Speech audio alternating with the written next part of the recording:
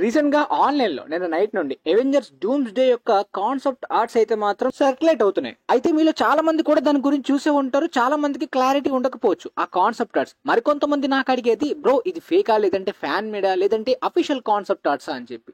And ఆ locations గానీ ఆ క్యారెక్టర్స్ గానీ అసలు ఎంసీయూకి ఈ ప్రాజెక్ట్ కి ఏమాత్రం కూడా అర్థం కావట్లేదు కనెక్షన్ అనే డౌట్స్ లోని క్లారిటీ ఇవ్వండి, బ్రేక్ డౌన్ చేయండి అని అంటున్నారు. ఈ కాన్సెప్ట్ ఆర్ట్స్ ద్వారా అయితే మాత్రం మనకి చాలా డీటెయిల్స్ అవెంజర్స్ డూమ్స్ డేకి సంబంధించి సీక్రెట్ వార్ కామిక్స్ ని ఏ విధంగా అడాప్ట్ చేసుకుంటున్నారో క్లియర్ క్లారిటీ అయితే ఇచ్చారనమాట. చాలా మందికి డౌట్స్ కూడా ఉండొచ్చు, క్లియర్ గా ఎక్స్ప్లెయిన్ చేస్తాను. ముందుగా ఈ కాన్సెప్ట్ ఆర్ట్స్ లో అయితే మాత్రం హల్క్ ఫ్యామిలీని, దాంతో పాటు స్టార్ లార్డ్ ని అండ్ వైట్ విజన్ ని కూడా చూపించారు.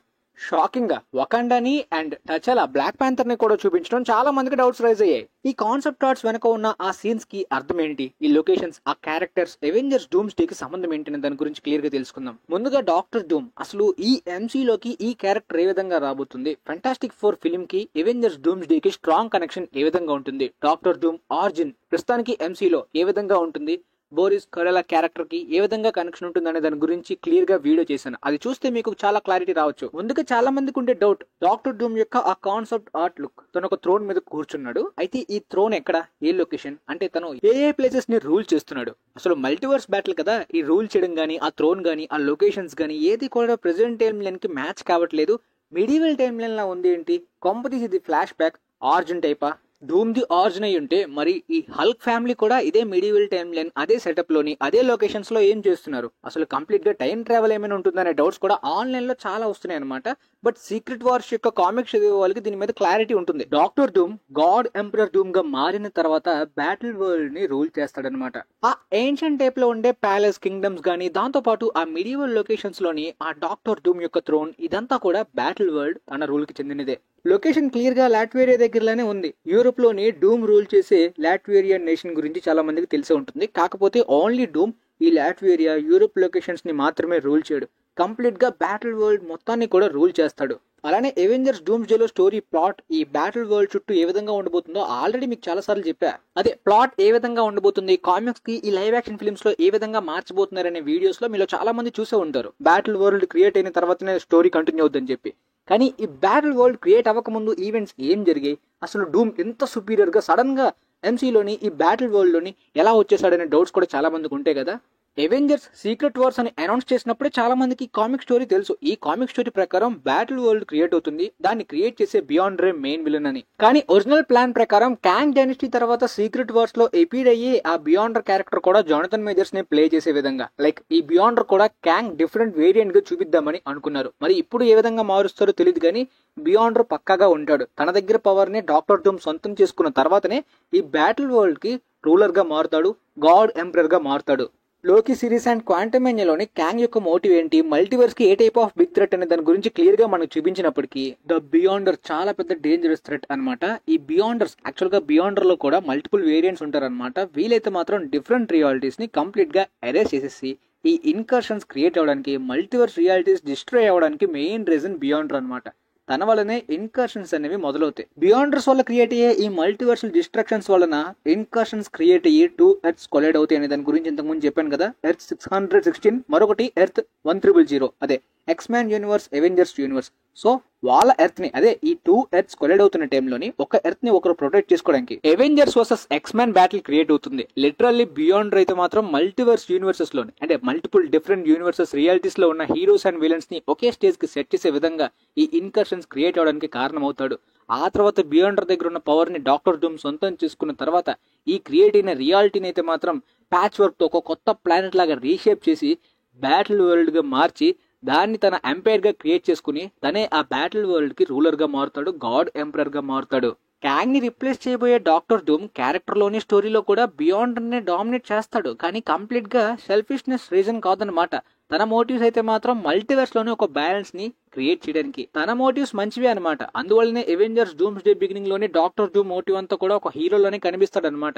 ఈ అవెంజర్స్ వర్సెస్ ఎక్స్‌మ్యాన్ ఇన్కర్షన్స్ అనేవి క్రియేట్ అవడం, మల్టీవర్స్ డిస్ట్రాయ్ అవడం అంతా కూడా బియాండర్ తనదే బ్యాడ్ మోటివ్. కానీ బియాండర్ అంత పవర్ఫుల్ క్యారెక్టర్ ని, తన పవర్స్ ని డూమ్ ఎలా డామినేట్ చేశాడు, ఎలా కంట్రోల్ చేయగలిగాడంటే మాలిక్యూల్ మ్యాన్ యొక్క సహాయంతో డాక్టర్ డూమ్ బియాండర్ యొక్క పవర్స్ ని సొంతం చేసుకుంటాడు. మాలిక్యూల్ మ్యాన్ యొక్క క్యారెక్టర్ కూడా చాలా కీ రోల్ అనమాట ఈ స్టోరీలో. థానోస్, క్యాంగ్, డాక్టర్ డూమ్ లాగా బియాండర్ కి ఎలాంటి మోటివ్ కూడా ఉండదన్నమాట. కంప్లీట్ గా కేయాటిక్ అనమాట. ఫర్ ఎగ్జాంపుల్ గా తనైతే మాత్రం సుపీరియర్. ఫర్ ఎగ్జాంపుల్ మనకన్నా చిన్నగా ఉండే ఇన్సెక్ట్స్ గానీ యానిమల్స్ దగ్గర మనం సుపీరియర్ గా ఉంటాం. ఫర్ ఎగ్జాంపుల్ యాంట్స్ ని చిన్నప్పుడైతే మాత్రం వివిధ రకాలుగా టార్చర్ చేయడం గానీ, ఎక్స్పెరిమెంట్స్ చేయడం గానీ, కెలకడం గానీ, ఇవన్నీ కూడా కేయాటిక్ గా ప్రయత్నిస్తూ ఉంటాం కదా స్టడీ చేయడం. సేమ్ బియాండర్ కూడా ఆ విధంగా మల్టీవర్స్ ని అబ్జర్వ్ చేస్తూ ఈ విధంగా హ్యూమన్స్ యొక్క ఎమోషన్స్ ని, హ్యూమన్స్ కి ఈ విధంగా టెస్టులు పెడదాం అని చెప్పి సూపర్ హీరో పవర్స్ ని ఇలా యూనివర్స్ లో మల్టీవర్స్ ని డిస్టర్బ్ చేయడం, ఇలాంటి పిచ్చి పిచ్చి పనులు చేస్తున్న మెంటలోడు. కాబట్టి రియాలిటీ వ్యాపింగ్ ఎంటిటీ లాంటి మాలిక్యూల్ మ్యాన్ ని యూజ్ చేసుకుని బియాండర్ పవర్స్ ని అబ్జర్వ్ చేసుకుని సొంతం చేసుకుని డూమ్ అయితే మాత్రం ఈ విధంగా బ్యాటిల్ వరల్డ్ లో ఒక బ్యాలెన్స్ ని మెయింటైన్ చేస్తాడు. ఈవెన్ డూమ్ క్యాంగ్ ని కూడా డిఫీట్ చేసే టైప్ లో ఒక సీన్ ని కూడా మేబీ చూపించొచ్చు. ఈ మల్టీవర్స్ ఇన్కర్షన్ వల్ల క్రియేట్ అయిన రియాలిటీని బ్యాలెన్స్ చేస్తూ ప్యాచ్ వర్క్ ప్లానెట్ లాగా క్రియేట్ చేసి డూమ్ మెడివల్ టైమ్ లైన్ లాగా ఈ బ్యాటిల్ వరల్డ్ ని క్రియేట్ చేశాడు. కాబట్టి ఆ లొకేషన్స్ కానీ అదంతా కూడా అలా ఉంది. అండ్ ఇక్కడ హల్క్ ఫ్యామిలీ కూడా ఒక మెడివల్ టౌన్ దగ్గరే ఉన్నారు. ఇది ఒక విజువల్లీ డైవర్స్ ప్యాచ్ వర్క్ అనమాట రియలమ్స్ కి. లైక్ ఎర్త్ యొక్క హిస్టారికల్ అండ్ ఫ్యూచరిస్టిక్ సెటప్ ని బ్లెండ్ చేసే విధంగా. అందువల్ల ఒక హిస్టారికల్ ఫ్యాంటసీ ఫిల్మ్ చూస్తున్న వైబ్స్ వస్తున్నాయి లొకేషన్స్. సో ఇది టైం ట్రావెల్ కాదనమాట, ప్యాచ్ వర్క్ ప్లానెట్ ఆ విధంగా డిజైన్ చేయబడింది కాబట్టి లొకేషన్స్. దాంతో పాటు వకాండా కూడా మనకి కనిపిస్తుంది. వకాండాకి డాక్టర్ డూమ్ కి చాలా స్ట్రాంగ్ కనెక్షన్ కూడా ఉంది. దాని గురించి కూడా ఇప్పుడు చెప్తాను. చాలా మంది ఇది ఫ్లాష్ బ్యాక్ లైక్ టచాలా కాదు టచాండా అంటే టచాలా వాళ్ళ తాత అని చెప్తున్నారనమాట. బట్ నాకైతే అలా అనిపించట్లేదు. ఇది మేబీ టచాలా యొక్క వేరియంట్. ఎందుకంటే కంప్లీట్ గా ఈ ఇన్కర్షన్స్ క్రియేట్ అయిన తర్వాత multiple realities and different universes, different characters అన్ని కూడా మెర్జ్ అవుతాయి. కాబట్టి ఖచ్చితంగా ఈ టచాలా వేరియంట్ అయి ఉంటాడు. అండ్ డూమ్ కి వకాండా గానీ వైబ్రేనియం గానీ బాగా ఇష్టం అనమాట. 2010 డూమ్ వార్ స్టోరీలు అయితే మాత్రం కంప్లీట్ గా వరల్డ్ ని కాన్కర్ చేయడానికి వైబ్రేనియం లాంటి మెటల్ కావాలని గట్టిగా ప్రయత్నిస్తాడు. కాబట్టి టచాలా బ్లాక్ ప్యాంథర్ గానీ వకాండా గానీ బాగా రైవలరీ అనమాట డాక్టర్ డూమ్ కి. ఈవెన్ వకాండా ఫర్ ఎవర్ లోని డాక్టర్ డూమ్ క్యారెక్టర్ విలన్ గా చూపించని కూడా అప్పట్లో రూమర్స్ వచ్చాయి కదా ప్లాట్ లోని. దానికి రీజన్ ఇదే. సో కంప్లీట్ గా ఈ బ్యాటిల్ వరల్డ్ ని డూమ్ రీషేప్ చేసిన తర్వాత ఈ ప్యాచ్ వర్క్ ప్లానెట్ లో ఉన్న ఆ వైబ్రేనియం, ఆ వకాండా గానీ టచాలా అందరూ కూడా నాకు తెలిసి డాక్టర్ డూమ్ కంట్రోల్ లోనే ఉంటారు. ఎనీవే ఈ మల్టీవర్స్ సేవ్ చేయడానికి, బ్యాలెన్స్ చేయడానికి డాక్టర్ డూమ్ ఈ బ్యాటిల్ వరల్డ్ ని రీషేప్ చేసి గాడ్ ఎంపరర్ గా ఒక మంచి పనే చేశాడు. కాబట్టి తను హీరో అవుతాడు తప్పించి విలన్ అవ్వడు కదా అనే డౌట్ కూడా మీకు రావచ్చు. డాక్టర్ డూమ్ ఆర్జిన్ ఏ విధంగా చూపించబోతున్నారనే దాని గురించి వీడియో కూడా మొన్న చేశాను కదా. ఆ వీడియో చూస్తే మీకు క్లియర్ గా ఈ క్యారెక్టర్ గురించి అర్థమవుద్ది. డాక్టర్ డూమ్ యొక్క ఆ ఫ్లాష్ బ్యాక్ చైల్డ్హుడ్ ట్రామా ఈ క్యారెక్టర్ మీద గట్టి ఇంపాక్ట్ పడుతుంది. రెడెంప్షన్ గురించి లైఫ్ లాంగ్ గట్టిగా కోరుకుంటాడు doctor doom. Doctor doom comics లో గానీ చాలా వరకు తన ఫేస్ ని రివీల్ చేయడు. ఆర్టిజన్ కాస్టింగ్ తీసుకున్న తర్వాత ఫేస్ ని రివీల్ చేయాలని చాలా మంది కోరుకుంటారు. కానీ డాక్టర్ డూమ్ యొక్క ఫేస్ చాలా ఘోరంగా ఉంటుంది. ఎందుకంటే తన ఫేస్ మీద ఒక ఎక్స్పెరిమెంట్ ఫెయిల్ అవడం వల్ల పెద్ద స్కార్ క్రియేట్ అవుతుంది. కాబట్టి తన ఫేస్ ని మాస్క్ తోటి కవర్ చేసుకుంటాడు. వాళ్ళ మదర్ కి ఫాదర్ కి అలా జరిగిన తర్వాత ఈ పవర్స్ అబ్జర్వ్ చేయడానికి ఆ ఎక్స్పెరిమెంట్ ఫెయిల్ అయ్యి తన మొహం అలా పడుతుంది అనమాట. తర్వాత ఎక్స్పెరిమెంట్ సక్సెస్ అయ్యి తనకి పవర్స్ రాగానే ఆర్మర్ తో వెళ్లి కంప్లీట్ గా ఇన్వైట్ చేస్తాడు. ఆ విషయం మనకు తెలిసిందే. కానీ ఆ రిడెంప్షన్ అయితే మాత్రం జీవితంలో ఏదైనా అచీవ్ చేయాలనే గోల్ గట్టిగా ఉంటుంది. దాంతో పాటు రీడ్ రిచర్డ్స్ బిగ్గెస్ట్ రైవలరీ అనమాట. తన ఫేస్ మీద ఆ స్కార్ క్రియేట్ అవడానికి కూడా కారణం రీడ్ రిచర్డ్స్ వల్లనే ఆ ఎక్స్పెరిమెంట్ ఫెయిల్ అయిందని బ్లేమ్ చేయడం గానీ, చిన్నప్పటి నుండి రీడ్ రిచర్డ్స్ ప్రతి విషయంలోనే డూమ్ కి గట్టి కాంపిటీషన్ ఇవ్వడం. సో రీడ్ ని డామినేట్ చేయాలి, రీడ్ కన్నా ఎక్కువగా అచీవ్ చేయాలనే గోల్ చిన్నప్పటి నుండి ఉంటుంది. ఈ రైవలరీ వల్లనే ఈ కంప్లీట్ గా రియాలిటీస్ అయితే మాత్రం డిస్ట్రాయ్ అవుతూ చల్లా చెదరవుతున్న వాటిని అయితే మాత్రం ప్యాచ్ వర్క్ గా కనెక్ట్ చేసి ఈ విధంగా ఒక సింగిల్ ప్లానెట్ లాగా ఫ్యూజ్ చేసి ఈ విధంగా డిజైన్ చేశాడు. కాబట్టి డిఫరెంట్ డైమెన్షన్స్ గానీ, డిఫరెంట్ టైమ్ లైన్ టైప్ లోని లొకేషన్స్ అయితే మాత్రం బ్యాటిల్ వరల్డ్ లో క్రియేట్ అవుతాయి. ఈ విధంగా డిస్ట్రాయ్ అవుతున్న దాన్ని బ్యాలెన్స్ చేసి ఒక కొత్త వరల్డ్ ని క్రియేట్ చేసిన గాడ్ డూమ్ అయ్యాడు. కాబట్టి గాడ్ ఎంపరర్ డూమ్ అవుతాడు. ఎవరు అచీవ్ చేయలేంది అంటే రీడ్ రిచర్డ్స్ కన్నా తను ఎక్కువ అచీవ్ చేసిన ఫీలింగ్ లోని ప్రస్తుతానికి డూమ్ ఉంటాడు. కాకపోతే ఒక పొలిటీషియన్ సీఎం అయిన తర్వాత గానీ, ఒక కింగ్ అయిన తర్వాత తన రూల్ బాగోకపోతే ప్రజలు గానీ అండ్ తన రూల్లోని అవస్థలు పడుతున్న వాళ్ళు ఖచ్చితంగా తనకి ఎదురవుతారు కదా, అదే తిరుగుబాటుదారులు. ఎందుకంటే డూమ్ ఒక మోనార్క్, డూమ్ ఒక డిక్టేటర్, డూమ్ ఒక క్రూయల్ పర్సన్ అనమాట. తన ఈగోయిస్టిక్ గా చాలా దారుణంగా తన రూల్ ని పరిపాలిస్తున్నప్పుడు చాలా మంది సఫర్ అవుతారు. పెద్ద అప్రెషన్ క్రియేట్ అవుతుంది. కాబట్టి పీపుల్స్ గానీ, సూపర్ హీరోస్ గానీ డూమ్ ని ఎదిరించి తన రూల్ ని మార్చాలని వివిధ రకాలుగా ప్రయత్నించడానికి ఎగ్నెస్ట్ అవుతారు. ఆ విధంగా బ్యాటిల్ వరల్డ్ లోని అక్కడక్కడ చెల్లా చెదురైన సూపర్ హీరోస్ అందరూ కూడా అసెంబ్ల్ అయ్యి డూమ్ ని ఎదిరించడానికి ప్రయత్నిస్తారు. కానీ డూమ్ కి ఎవరైనా ఎదురు తిరుగుదాం అనుకుంటే డూమ్ లో ఉన్న ఈగో చాలా హై లెవెల్ కి పెరిగిపోద్ది అనమాట. రీడ్ రిచర్డ్స్ మార్వెల్ లోని చాలా తెలివైన క్యారెక్టర్. తనని డామినేట్ చేయడానికి, ప్రపంచాన్ని సేవ్ చేసే విధంగా గాడ్ ఎంపరర్ గా మారాడు. అలాంటిది ఎవెంజర్స్ అందరూ కూడా డాక్టర్ డూమ్ ని పక్కన పెట్టేసి తననే డామినేట్ చేసేసి బ్యాటిల్ వరల్డ్ ని తిరిగి పొందాం అనుకుంటే డూమ్ ఏం చేస్తాడు?